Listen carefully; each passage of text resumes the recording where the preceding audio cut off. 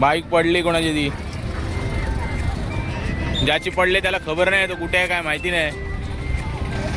तुम्ही बघताय पॉपलेट वगैरे, सुरमई, कोळंबी वगैरे आहे.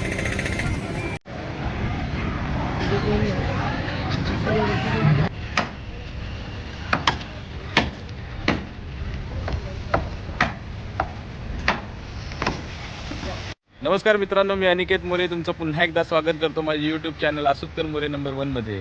आणि आज मी आलो आहे हर्णे बंदरावरती.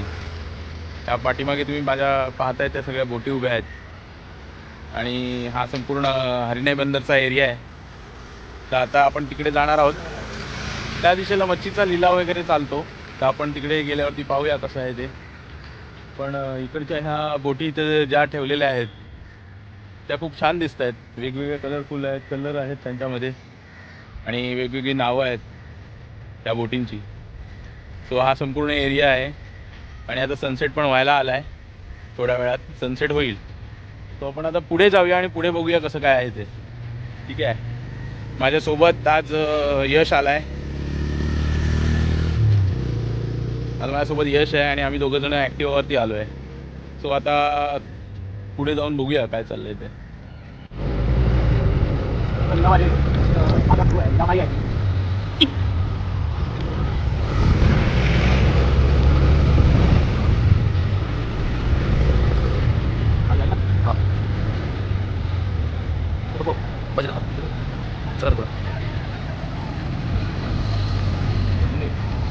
मित्रांनो, अशा प्रकारे ही सगळी मच्छीवाले इथे बसलेले आहेत. आता ते सगळे विकत आहेत मासळी त्यांची. आणि हा संपूर्ण एरिया आहे तो मच्छीचा. खूप मोठी मोठी मासे आहेत, पॉपलेट वगैरे लावलेले आहेत.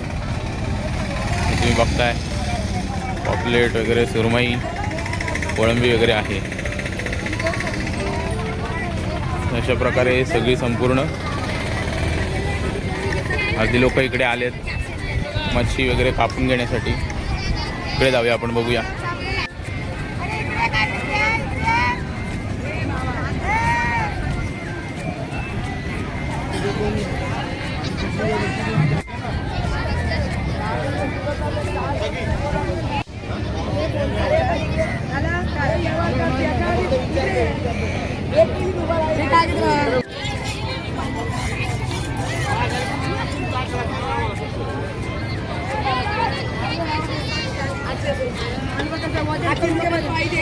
तर मित्रांनो, हा संपूर्ण पाठीमागचा जो बाजार आहे ना, त्या बाजाराची खासियत म्हणजे काय आहे की तुम्हाला ओली मच्छीशिवाय सुक्या मच्छीचा देखील बाजार आहे. सो म्हणजे जे येणारे पर्यटक आहेत किंवा कोणी म्हणजे ज्याला जे इकडचे रहिवासी आहेत, ज्यांना कोणाला मोठ्या क्वांटिटीमध्ये जर घ्यायचे झाले किंवा हॉटेलवाल्यांना जर क्वांटिटीमध्ये घ्यायची झाली तर ते मोस्टली प्रिफर करतात की हर्णे बंदर चांगलं आहे. सो हर्णे बंदराची हीच खासियत आहे. आणि आता जी 4:30ची वेळ आहे, 4 वाजता ह्या बोटी ज्या आहेत माझ्या मागे या समुद्रातनं, म्हणजे इथे जे मागे ज्या बोटी आहेत ते सगळ्या समुद्रातनं येतात. आणि समुद्रातनं आल्यानंतरला त्यांना घेऊन येण्यासाठी, म्हणजे मच्छी कधी भरतीची वेळ असेल, जर भरतीची वेळ असेल तर गाड्यांना यायला जमत नाही. म्हणजे ज्या बोटी आहेत त्यांना आतमध्ये येण्यासाठी, म्हणजे तिथपर्यंत ह्या ज्या आहेत बैलगाड्या, ज्या बैलगाड्या आहेत त्या बैलगाडीचा उपयोग करून ते लोक बैलगाडी आतमध्ये घेऊन जातात. आणि त्या बोटी ज्या आहेत त्या बोटीमधला माल तो बैलगाडीच्याद्वारे घेऊन आणला जातो बाहेर. आणि बाहेर आणल्यानंतरला मग त्याचा जो काय आहे तो लिलाव तो ह्या ठिकाणी होतो. तर अशा पद्धतीचं हे संपूर्ण बाजार आहे. आणि हर्णेचं बंदर हे सर्वात फेमस आहे आजूबाजूच्या ह्या गोष्टीसाठी. ठीक आहे मित्रांनो, ही बघा इकडे गाडीमध्ये रुतली ह्याच्यामध्ये गाडी. आणि कोणाला काही घेणं देणं नाही तर यश उचलतो. यश उचल. बाईक पडली कोणाची ती, ज्याची पडले त्याला खबर नाही तो कुठे आहे काय माहिती नाही. मित्रांनो, गाडी जर पार्क करायची झाली ना तर असं काहीतरी खाली लावा स्टँडला, म्हणजे जेणेकरून ती गाडी वाकडी होऊन आतमध्ये वाळूत रुतणार नाही. आता ही वाळूत रुतून गाडी पडली, कोणाची आहे काय माहिती नाही, तो जागेवर नाही आहे गाडीवाला.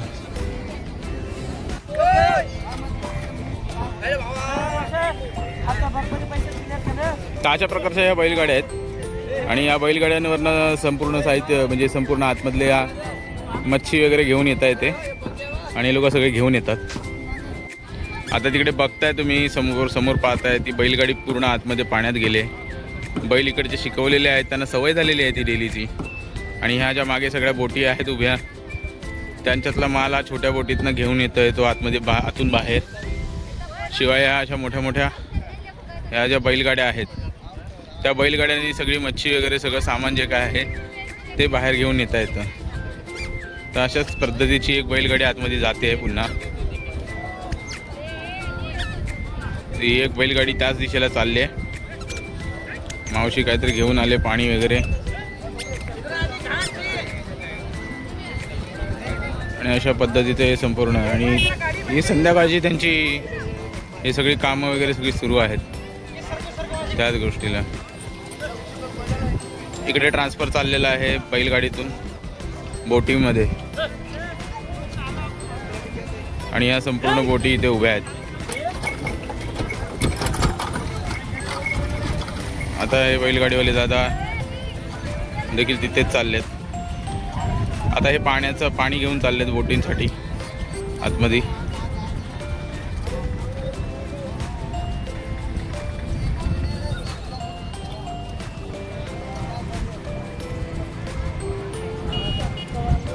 तर हे त्यांचं डेलीचं रुटीन आहे. आपण पाहतो तिकडे एक बोट आहे, तिकडे एक बैलगाडी आहे, ती एक चालली आहे तिकडे पाण्यामध्ये. आणि याच्या संपूर्ण ऑपोजिटला असलेली ही संपूर्ण हर्णे बंदर.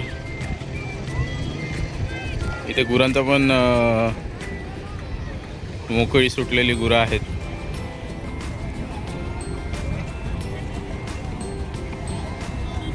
हा एकंदरीत परिसर हर्णे बंदराचा. तर मित्रांनो, पाणी भरतीच्या वेळेस अगदी वरपर्यंत येतं, ह्या बंदरापर्यंत येतं. पण आता ती ओहोटी असल्यामुळे हे पाणी सगळं खाली गेलेलं आहे आणि अगदी खालच्या दिशेला लागले. आणि ह्या बोटींना खाली आता जाता येत नाही आहे, तर ते जातील. ह्या बोटीचा अँकर जो आहे तो इथे तुम्ही पाहताय. आणि बोट बघा कुठे आहे, तिथे उभी.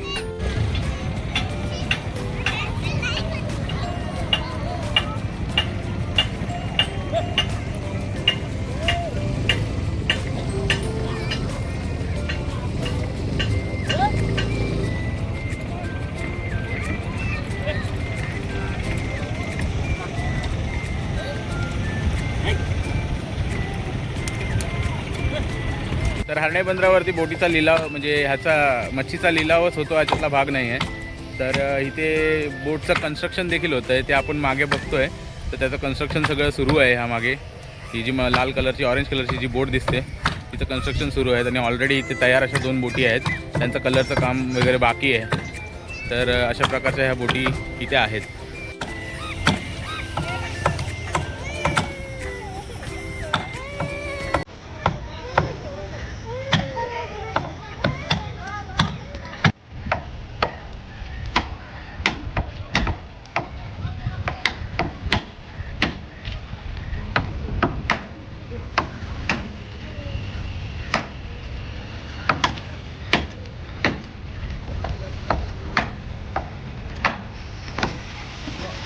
तर माझ्या मागे बघतोय ते आपण आहे ना, ते लाईट हाऊस आहे. त्या लाईट हाऊसला जाण्यासाठीचा रस्ता इकडून आहे.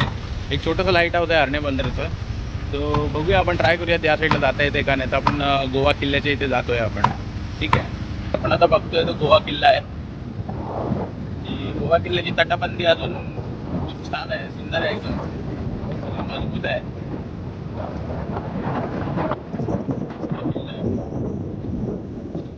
बाजूनेच आहे.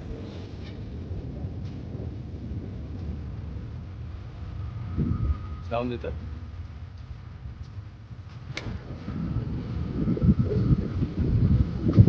गोवा किल्ल्यावरती डायरेक्ट गाडी येते.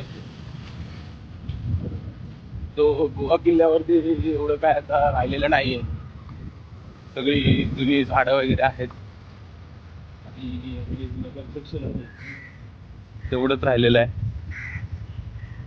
तर मी आता गोवा किल्ल्यावर आहे. आणि हा गोवा किल्ला आहे तो आता काय उरलेला नाही आहे, त्याच्यावरती अतिक्रमण झालेलं आहे म्हणतात. तर हे आजूबाजूला हे JCB लावून ठेवलेले आहेत. आणि जुनी कन्स्ट्रक्शनचं काय आहे तर ते आपण बघूया. तर हे एक असे एक इथे कमान आहे आणि या कमानीच्या इथून असं आतमध्ये जाऊन बघूया कसं काय आहे ते त्या दिशेला. तर हा गोवा किल्ला सुवर्णदुर्गाचा जो सपोर्टिव्ह किल्ला असतो तो आहे हा. जरा तिकडे बघूया, एकदम सुंदर असं समुद्र दिसतोय. वा, तिकडे खूप हवा लागते, हवा पण आहे. मला वाटतं भरतीच्या वेळेस पाणी वरपर्यंत येत असावं. तरी गोवा किल्ल्याचे अजून दगड वगैरे जे आहेत ते अजून देखील मजबूत आहेत, एकदम खूप चांगलं कन्स्ट्रक्शन होतं त्यावेळेचं. आणि हा संपूर्ण परिसर आहे तिथला. एक कमान देखील आहे इथे वरती, म्हणजे हा जो गेट आहे तो एक आहे. तर ह्या किल्ल्याबद्दलची एवढी माहिती नाही मला, सो मी काही सांगू शकत नाही. बट इकडे एक बाजूला एक मारुती मंदिर आहे. शिवाय इकडनं येताना समोरनं संपूर्ण हा समुद्रकिनारा दिसतो. आणि तिकडचं पाणी मला वाटतं हे इथपर्यंत येत असावं, कारण आता ओहोटीची वेळ आहे त्यामुळे पाणी एवढं नाही आहे.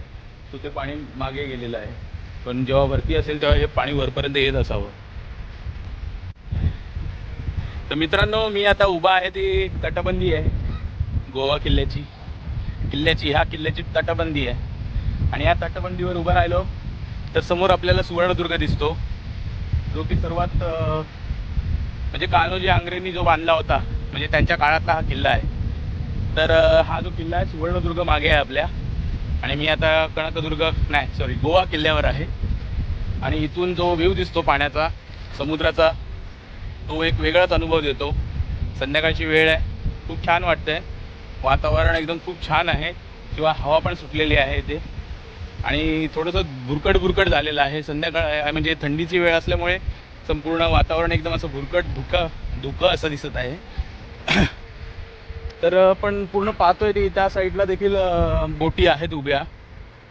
तर तो देखील हरणेचाच भाग आहे. हरणेचाच किनारा आहे. सो आता आपण बघूया, पुढे जाऊया, अजून काय पाहता येते काय बघूया. दुर्ग किल्ला.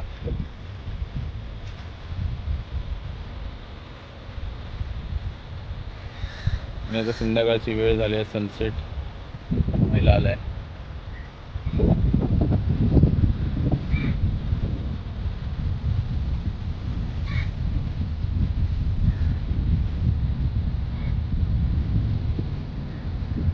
तर मित्रांनो, गोवा किल्ल्यावरती आलोय ना, तर आहे ना, गोवा किल्ल्याचं अजून कन्स्ट्रक्शनचं काम सुरू आहे. कन्स्ट्रक्शन सुरू आहे त्याचं. आता हे तुम्ही जे पाठीमागे पाहताय ना, ते सगळं कन्स्ट्रक्शन सुरू आहे. ही इकडची जी तटबंदी आहे, जी भिंत आहे, संरक्षण भिंत वगैरे जी काय आहे, त्यांची बांधणी अजून बाकी आहे. सो आपण हा एकदा पूर्ण झाल्यानंतरला पुन्हा एकदा भेट देऊ. शिवाय आपण सुवर्णदुर्ग जो किल्ला आहे त्याला देखील भेट देऊ.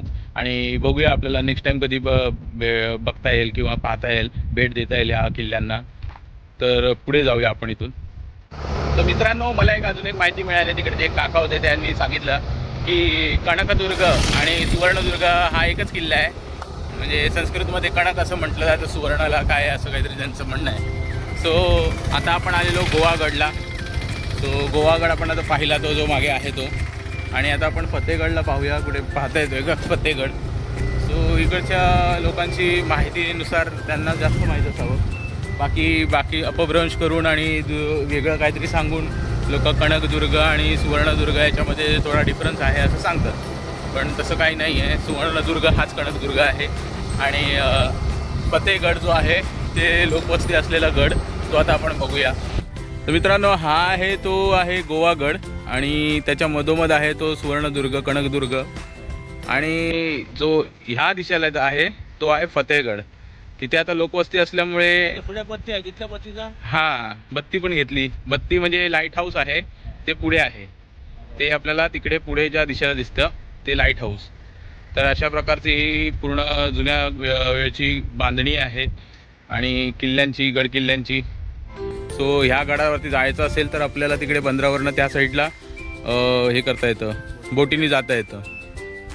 मित्रांनो, आपल्याला ना इकडे एक जुनी बिल्डिंग दिसते हरणेमध्ये. तर हे जी हरणेची बिल्डिंग आहे ना, ही आहे जुनी आईसची फॅक्टरी होती, बर्फाची फॅक्टरी.